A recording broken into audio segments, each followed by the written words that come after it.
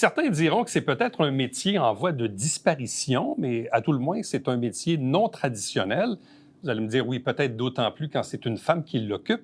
Je parle de rembourrage. Vous allez me dire, ça existe encore, tout à fait. Et on a une jeune dame qui s'y prête depuis maintenant 7 ans. Elle s'appelle Ariane Forcier. Bonjour et bienvenue. Bonjour, Éric. Bon, on s'est vu il y a quelques mois dans un événement d'affaires. Puis ça m'a surpris parce que, un peu comme les cordonniers, tu te dis, ça existe encore des gens qui font du rembourrage. Puis là, je me dis, mais pourquoi une jeune fille a le goût de faire ce métier-là? Explique-moi un peu comment ça a commencé. J'ai été tout aussi étonnée que toi. En fait, c'est par un beau hasard que je suis tombée sur le métier. J'étais en recherche d'un autre métier, d'un autre domaine totalement différent. Puis, je trouvais pas d'emploi à ce moment-là. J'étais en restauration, mais je voulais placer les choses. Puis, pour m'occuper un petit peu, en attendant, j'ai pris une chaise sur le bord du chemin, mais un petit peu dans le style antique, etc. Puis, je me suis dit, je vais travailler dessus. Puis, je suis très créative de nature. Puis, j'avais aussi une idée en arrière de la tête pour faire un beau projet pour un cadeau. Donc, je le portais à cœur, etc. Je me suis mis la tête dans le projet, puis en découvrant que c'est tout qu'un métier.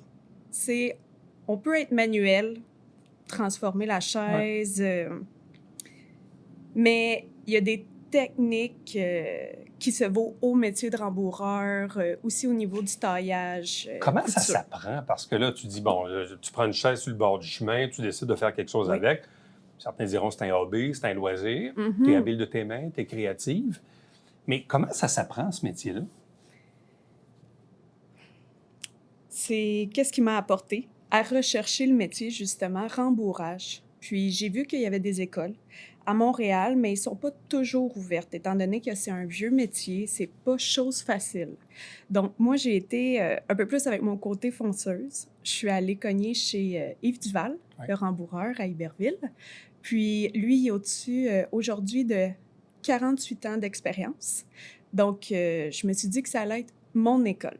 Donc, je suis allée cogner à sa porte, puis on s'est entendu, puis je suis devenue son élève. Donc, c'est mon mentor, excuse-moi. Est-ce qu'il était surpris que quelqu'un cogne à sa porte pour dire « Montrez-moi le métier ». En fait, il en a croisé quelques-uns dans sa vie, mais au niveau de le prendre au sérieux, à cœur, parce qu'il y en a qui vont le prendre comme hobby, c'est ça, un à côté ou quoi que ce soit, mais c'est un métier complexe, puis il faut être passionné, il faut être créatif aussi, puis... comment je pourrais dire? Ça a pris combien de temps apprendre le métier jusqu'au point où tu te dis, là, je suis à l'aise dans n'importe quel projet, les techniques et tout ça. Ça peut prendre combien de temps avant que tu arrives vraiment à dire, là, je me sens confortable? On se sent confortable. C'est un métier qu'on apprend toute une vie, vraiment beaucoup, beaucoup. Mais la base, puis qu'on se sent à l'aise, ça fait 3-4 ans facilement. Ah oui, il y a beaucoup de techniques en dessous d'une chaise là, qu'on a à évaluer, mesurer, puis c'est des acquis, des apprentissages qu'on a avec le temps. Même si on fait l'école, on sort après 1 an, c'est un métier manuel qu'il faut que tu conjugues aussi avec le cerveau. Donc, Mais oui. À la base, tu étais déjà quelqu'un d'habile avec tes mains? Est-ce que oui, créatif. Tu as fait d'autres trucs dans ta vie auparavant là, qui fait que tu es quelqu'un d'habile avec tes mains? En fait, toujours avec des projets un peu maison. Dans ma famille, on est du monde qui va travailler dans le bois. Ma mère est couturière, elle a fait des robes de mariée. Mes grands-parents sont très autodidactes avec l'agriculture, tout ce qui est les vieux métiers. J'ai grandi dans cette ambiance-là. Quand tu dis aux gens que tu rencontres, tu dis « Ah oui, tu fais quoi dans la vie? » Puis là, tu dis « Ouais, moi, je fais du rembourrage. » Là, les gens, ils disent quoi? Ils posent quoi comme question? Ils réagissent comment? En fait, ça, c'est quand même drôle parce que c'est tout âge confondu, à ne pas confondre jeune ou plus vieux. Il y a des gens qui ne connaissent pas le terme rembourrage, encore aujourd'hui. Ah oui. Oui, puis sinon, qui vont penser que c'est juste au niveau des chaises. Mais on a plusieurs facettes là, au métier. Donc, les gens sont très étonnés. Après l'étendue, tout mon travail que je peux faire, des banquettes de restaurants, bars, jusqu'à du bateau, des meubles intérieurs, etc. Mais c'est sûr, ils sont toujours un peu étonnés par, oui, je suis une femme, puis par rapport à mon âge. Bien, c'est ça aussi, parce que j'avais vu un reportage il y a peut-être un an ou deux à Radio-Canada, justement, à Montréal. Il disait, bon, il y a un cordonnier qui fermait ses portes parce que, bon, c'est un métier en voie d'extinction. C'est donc, justement, là, tu sais, j'ai une paire de chaussures que j'aime beaucoup à la maison, mais je me dis, mais je vais où pour la faire réparer? Même chose dans le cas des vieux meubles. Parfois, les gens vont jeter un meuble qui a encore le potentiel d'avoir une deuxième vie, là. Puis je me rappelle quand on était jeune, justement, à la maison, quand on avait des chaises qui défonçaient, mon père les amenait chez M. Duval. Mais tu sais, à un moment donné, tu te dis, là, nous, on est à Saint-Jean ici, bon, mais tu te dis, est-ce qu'il y a encore quelqu'un qui fait ça dans la vie? Donc, visiblement, oui. Puis il y a de l'avenir là-dedans parce que les gens ont encore des meubles. Puis ces meubles-là auront toujours le mérite d'avoir une deuxième vie ou une troisième vie. Oui, exact. Puis, sincèrement, les gens sont revenus à cette passion-là, à vouloir garder leurs vieux meubles. Je dirais depuis 2 ans, de tout ce qui s'est passé, les gens ont retourné beaucoup avec des projets manuels au garage ou cabanon, etc.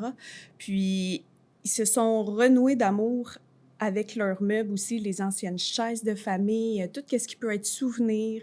Donc, oui, les gens me recherchent beaucoup parce que c'est un vieux métier. Là, il y a des rembourreurs qui prennent leur retraite.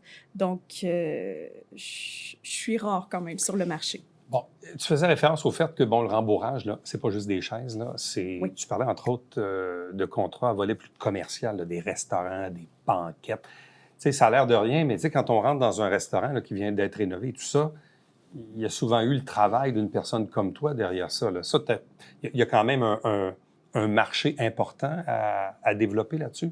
Exact, oui. Puis ça, c'est mon volet créatif que je m'amuse énormément dedans, puis que moi, je suis en train de le développer encore plus là, au niveau commercial parce que c'est des projets d'envergure qui sont différents de la maison. Dès qu'on voit dans un restaurant qu'il y a une finition plus approfondie au niveau des fois des colonnes ou des motifs, etc., c'est fait à la main. Donc, il y a beaucoup de restaurants au Québec, puis aussi qui ont ouvert là, les derniers temps, etc. Donc, oui, il y a beaucoup de travail, puis c'est un volet que j'adore aussi. Puis souvent, là, je vais prendre le fameux terme, mais c'est custom, là, c'est-à-dire que quelqu'un sauve un Exact. restaurant, mais là, il veut une banquette ici, mais là, il y a vu comme ça. Puis ça se vend pas dans les mesures, là. Je veux dire, c'est fait à la main, là. Exact. C'est du sur sur-mesure. mesure. C'est ça. Exact. Puis moi, je travaille avec des ébénistes dans ces projets-là. Donc, on travaille côte à côte. Les ébénistes m'apportent les plans, on discute de la vision à long terme, du confort, etc. Puis on construit la banquette sur mesure.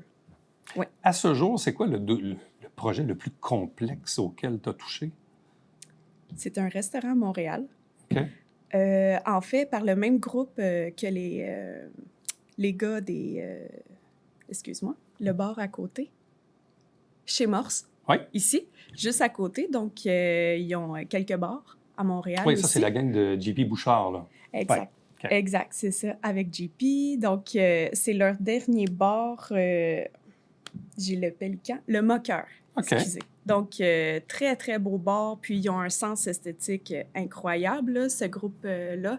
Donc, ça a été tout qu'un projet sur mesure avec des coupes de matériaux très sur mesure, rond, avec du taillage, de la couture de A à Z, sur mesure à penser si bien. Donc, ça a été un très beau défi puis un très beau résultat. Qu'est-ce qui te passionne dans ce métier-là? C'est justement la liberté, la création. C'est ça qui vient te chercher? C'est ça qui t'anime à tous les jours? Exact. Moi, c'est passer la porte de l'atelier, comprendre que mon projet qui est ici, je le mène de A à Z. Ouais. J'adore ça. De voir le résultat final, de travailler fort, d'avoir le mode casse-tête. J'adore ça. J'ai toujours été un peu Miss Question. Je veux toujours savoir comment c'est fait, comment on peut le faire.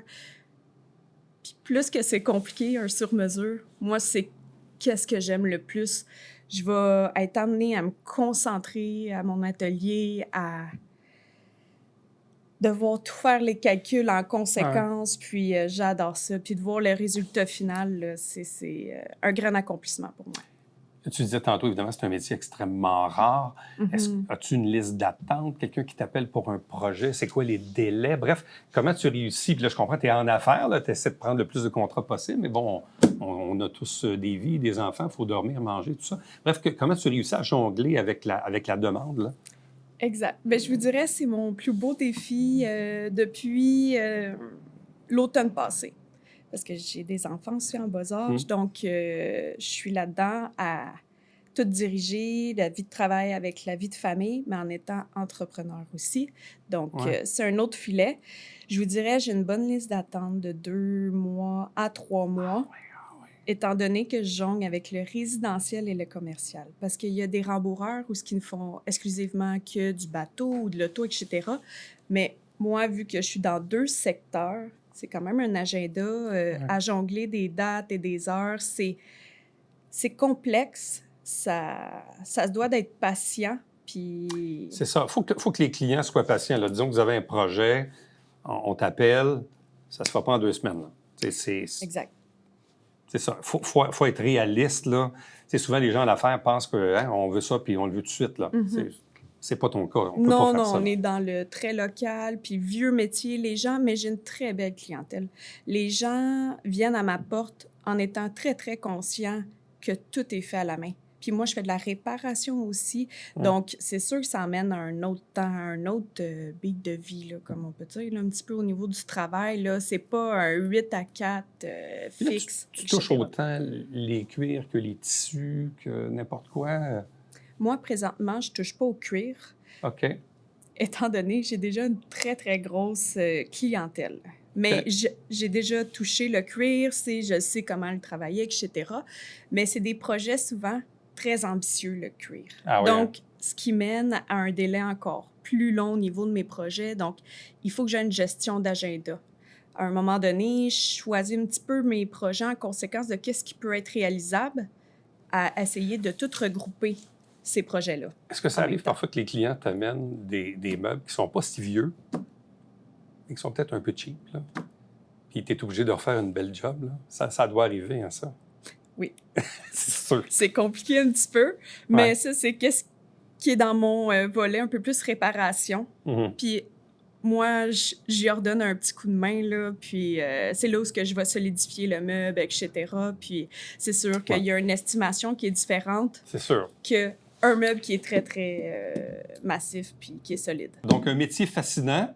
Donc, oui, il y a encore des gens qui font du rembourrage et oui, il y a des jeunes femmes comme Ariane qui se donnent à ce métier-là. Merci beaucoup, puis bonne chance pour la suite. Merci, Eric. Restez avec nous, on vous revient après ceci.